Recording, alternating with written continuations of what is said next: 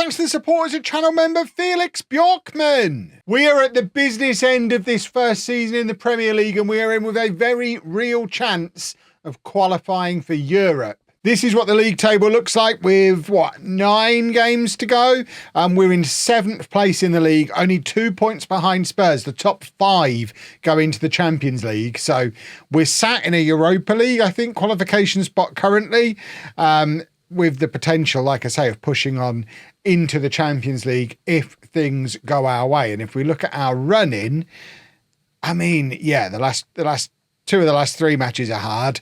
But we've got some very winnable games on that run-in as well. And whether we're in Europe or not, or what flavour of Europe we might be in, the other big thing we have to celebrate is Rob Harley has signed another new contract, this time with no release clause whatsoever. I am aware that the contract we gave him last time had a release clause. It was a big one. I think it was a £61 million release clause, but there were still clubs circling. We've had to massively increase his salary again. He's now up to £45,000 a week, even more than I'm on, which is very upsetting. But there is no release clause at all for Rob Harley. He is a Blackburn player for a long time to come.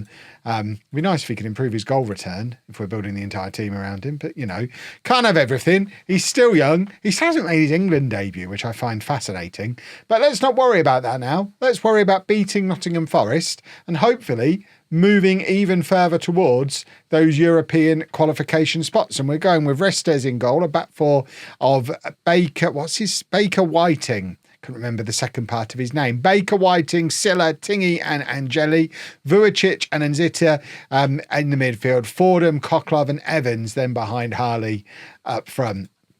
Let's get that team submitted. Let's get on the edge of our seats. Let's get excited and let's hopefully stick a few goals past Forest, who are down in a relegation battle. They're one of the 3 teams that are pretty much already relegated. So you would like to think they're a team we should be able to beat relatively comfortably. But it is the kind of game where we have to keep our momentum going. We have to win the match, because if we don't, any hopes we've got of Europe are probably long gone. And both Forest and Villa are showing more signs of life than Ipswich when it comes to trying to chase Middlesbrough, Newcastle, Fulham, those teams just above the relegation zone, who are still potentially catchable with like a quarter of the season still to go. Whatever happens over the next 9 matches, I will say this now in case it all goes wrong, but whatever happens over the next 9 matches, this has been a fantastic first season in the Premier League. I know we were a newly relegated. I mean, we'd been down in the Championship 2 years, so it is a team with a little bit of Premier League pedigree. Although that relegation season was the only season Blackburn had been in the Premier League for like the last 20 years. So it's not as if we'd been there for 10 years, got relegated, and then all I've done is brought us back up to mid-table again. We got promoted under my predecessor, weren't good enough, got relegated, and were in the bottom half of the Championship when we arrived. So we have put together in 2 years, or 2 and a bit years now, a very, very strong Blackburn team that has a very bright future, regardless of what happens. Like I say, over the course of this run-in, if we end up in Europe of some flavour, awesome. If we end up mid-table, that's still pretty awesome based on where we've come from and gives us a platform to build from. But obviously, we want to get into Europe. I mean, the dream is get into the Champions League. Obviously, we'd have no chance of winning it, but just being a Champions League club, the amount of money that flows through from being a Champions League club, the calibre of player we'd be able to attract to the team if we were able to promise Champions League football, it opens up a whole new level for us. And second season syndrome is very much a thing in the Premier League. So this might be our best opportunity for Champions League qualification that we're likely to get over the next 2 or 3 years. So let's push on and try and do it. Obviously, in order to do that, we do need to beat Forest, and we are labouring a little bit here. So if somebody could step up and do a football goal, that'd be super. Vujacic to Nzita, and now Fordham, and Nzita again, and Fordham goes past his man, bursts into the area. Fordham shoots when he probably should be squaring it. I think both Koklov and Harley were waiting in the middle for the tap-in. Fordham selfishly takes the shot. I mean, we'd have been singing his praises if it had gone in, but it didn't, so he's a wally. And it remains 0-0. We're going to offer some encouragement But I'm gonna start shouting properly. Some players, namely Baker, Whiting, I don't know what that message was. Something about pressing, not pressing enough, pressing too much. I didn't read all of the message. I don't know what the issue with two of our best players and pressing is. Right, Fordham is going to come off the back of that miss that he's just had. Farah, he's really pushing to get back into the team again. Harley has not had a good game today, so Higgins can come on for him, and Koklov can come off for Tyjon. So it's a lot closer to the attack that got us promoted. Obviously, Evans wasn't here last year, but the other three were a big part of that promotion team last year. So maybe they can take care of a team that's going to be playing in the Championship next year. I think Forest have got that annoying new manager bounce thing going on, which is why they're holding on to their spot in the league when it looked like they were finished not so long ago. And it's going to be annoying if we don't beat them. After the build-up I've given this, it's going to be very annoying if we end up not beating them today. We are throwing lots of different options on. Silla plays it across to Tingy. The thing is, a draw's no use to them either, so they should be trying to win it, and I don't think they are. Evans goes past his man, bursts into the area, lays it off to Fafana, and then Zafiris shoots from range, but it's pushed around the post by the Forest keeper. Are we going to get to see the corner? We are. It's going to be Zafiris to take. We've got nobody at the near post, which is quite alarming. Are we going short here, or are we aiming for the far post? Why are we not taking it? Round of applause, lads, because you tricked me. We've played a low corner, and Higgins has burst into that near post and just tapped it in. Easy as you like. I taught him that. That's straight off the training ground. Honest. Higgins puts us 1-0 up. I think he is still the top scorer for us this season, despite the fact that when Harley's fit, Harley's the starting striker.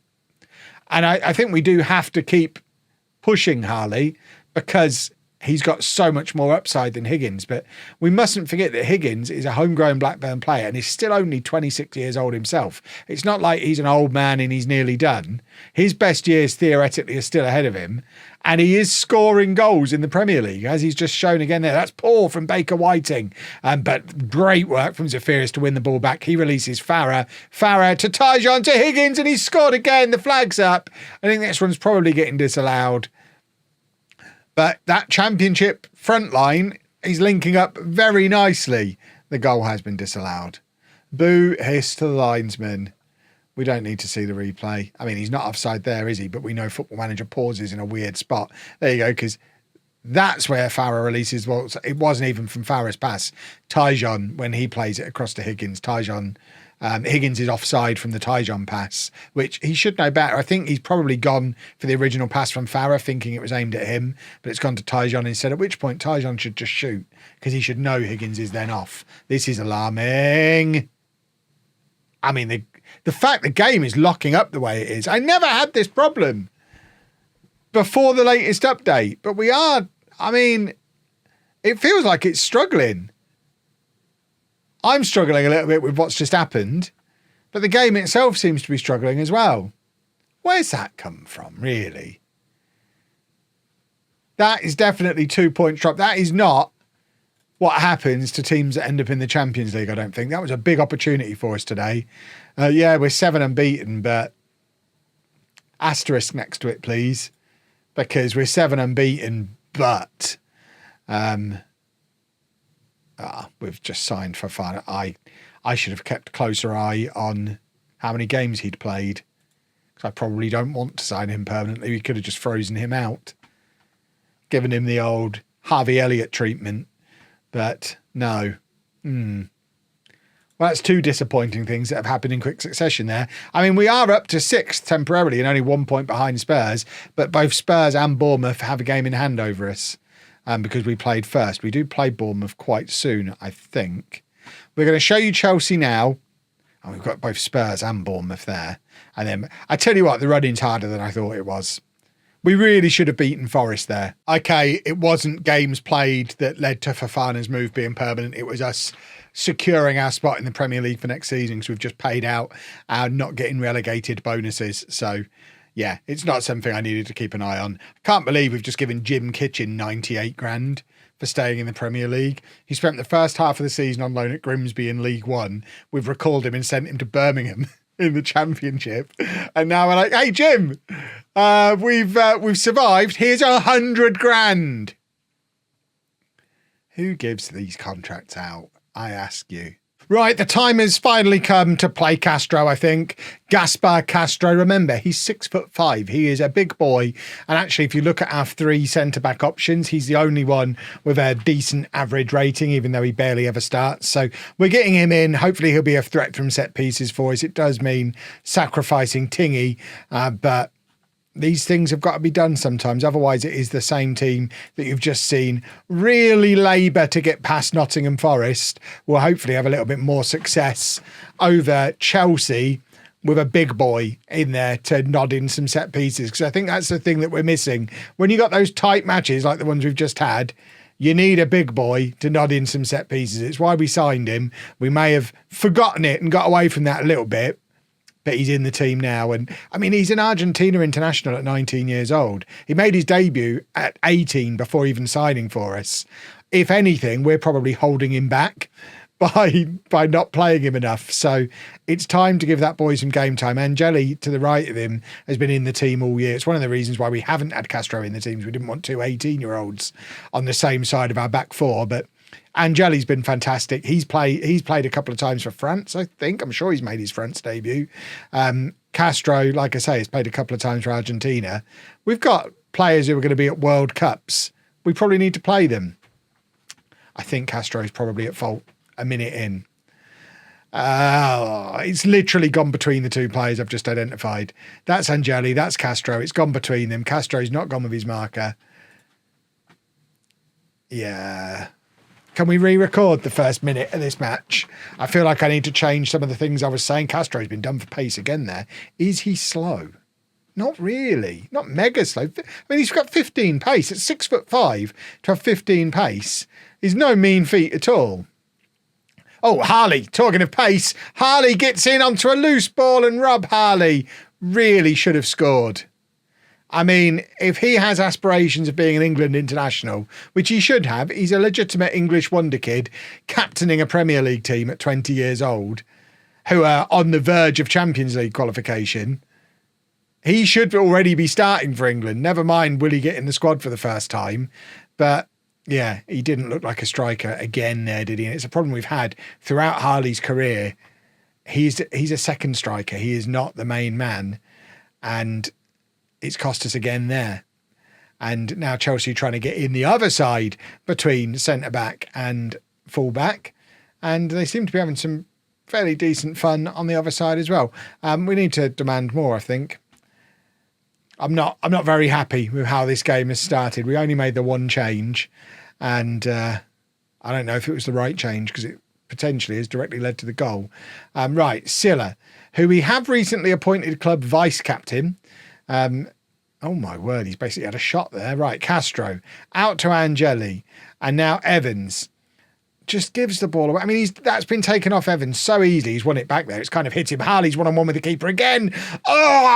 Higgins has 2 goals in this game. I mean, that's not completely fair because I don't think Higgins is fast enough to get onto the first one. That second one, though, Higgins scores. The first one, Harley made himself because he's so quick, but that one was just a good through ball from Cockloff. I think it was Cockloff, might have been Evans. It was a good through ball from whoever it was from. Cockloff, I tell you what, he's looking better and better as time goes on. We're talking about wonder kids today. He is another one, and he's certainly improving as the season is going on. There's the ball over the top for Fordham. He's taken a heavy first touch, but drives it across goal, and it's hit a Chelsea player and gone behind for a corner. And this is where hopefully we get to see Castro doing what we brought him in the team to do, as opposed to, no, we don't. Well, that's not ideal, is it? Goodness me. Right, let's demand more again. We need to do something. Please and thank you. We've created chances. We are just a little off in front of goal. I'm open to suggestions for what we do with Harley. Harley, talent-wise, obviously should be playing and we should be building the team around him. I suspect maybe, I don't know. I mean, that's good support work from Harley and a good finish from Fordham. But we can't really drop Harley back to the number 10 because Koklov has kind of made that his now, and he's younger and potentially with an even bigger upside than Harley has. So do we play Harley off one of the wings? It's where he first broke into the Wigan team. And then it then gets me back again to questioning, is Higgins good enough? Which has been the motto of the season. Is Higgins good enough? I mean, he's scoring goals, but anyone who's been around on the channel for a long time will know that's not necessarily enough for me. I've got a 10-year plus track record on YouTube of having Premier League Golden Boot winners who I drop like a stone the next season because it's not enough for them to just score 20, 25 goals. I need them to play the way I want them to play as well. And that, I think, is the problem with Higgins. He doesn't really offer anything outside of scoring. Harley offers everything apart from scoring. I need them to combine themselves somehow. I need a player who plays like Harley, but finishes like Higgins. And I'm hoping Harley has got more chance of turning into that at 20 years old than Higgins has at 26 years old. That's my theory, which is why we're continuing to push Harley in a season where, remember, the board expectation was avoid relegation. We've already done that. Yes, we'd like to get into Europe. The board would like it, but they're not judging us on that. We don't have to get into Europe. So it is a time to push Harley, Koklov, Castro, Angeli, our youngsters. Get game time into them, push them. Don't chicken out because they've not got immediate end product now. But at the same time, Champions League qualification. Right, Evans is not having a good game. I think this is an opportunity here to do this. I think we have to do that today. Based on what we've seen in today's match, there are chances being created and Harley's not scoring them. So get the guy on who scores the chances. And let's see how Harley can perform out wide, which he hasn't done a lot of in the Premier League.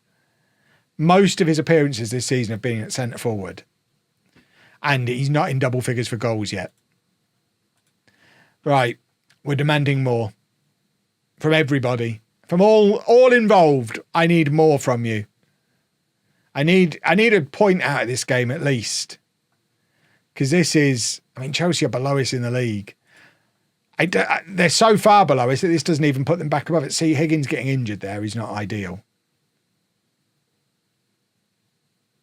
This is where I would have liked to have had Jude McRobbie on the bench, but he's not there.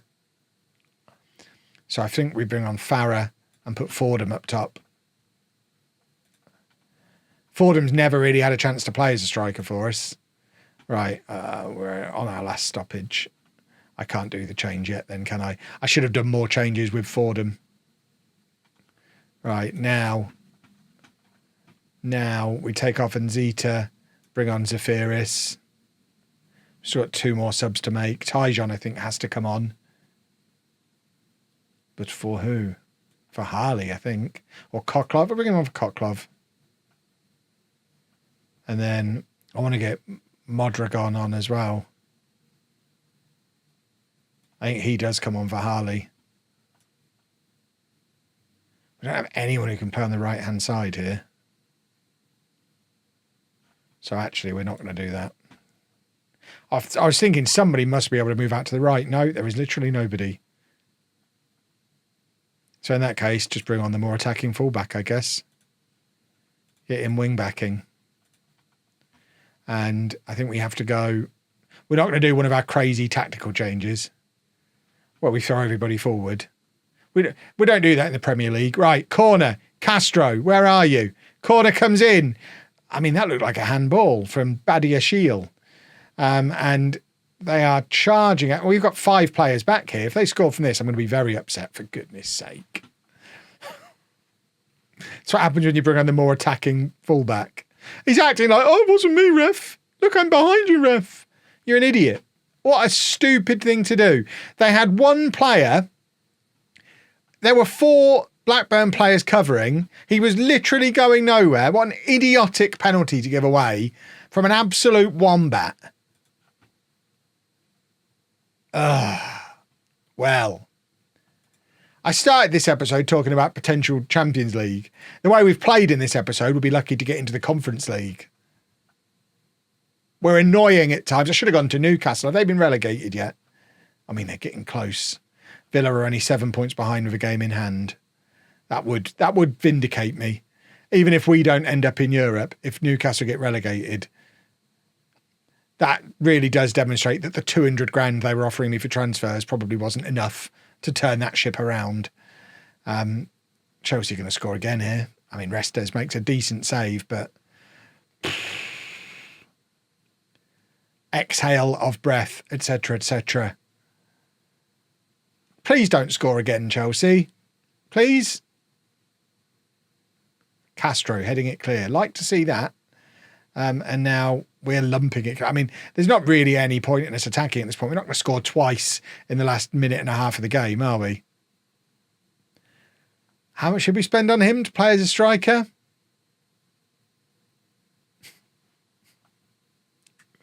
Oh, I'm going to bed, boys and girls. This has not gone my way today at all.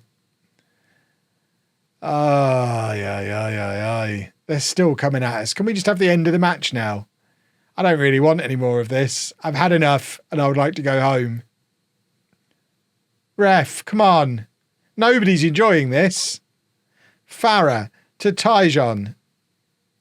Ball over the top. Fordham's one-on-one with the keeper again. Actually, we get a goal from a one-on-one. The amount of chances we've created today. He's missed one as well. He can't be like, oh, I did my... And it's been disallowed. What a tool. Stay on side. Look at this state of that. Although, to be fair, where was he when the ball was played? Because, again, it's paused. I hate VAR. Well, that was rubbish. We try again tomorrow. If you've enjoyed that, please make sure you leave a nice big thumbs up on there for me. Subscribe to the channel for daily Football Manager videos. And thank you very much for watching.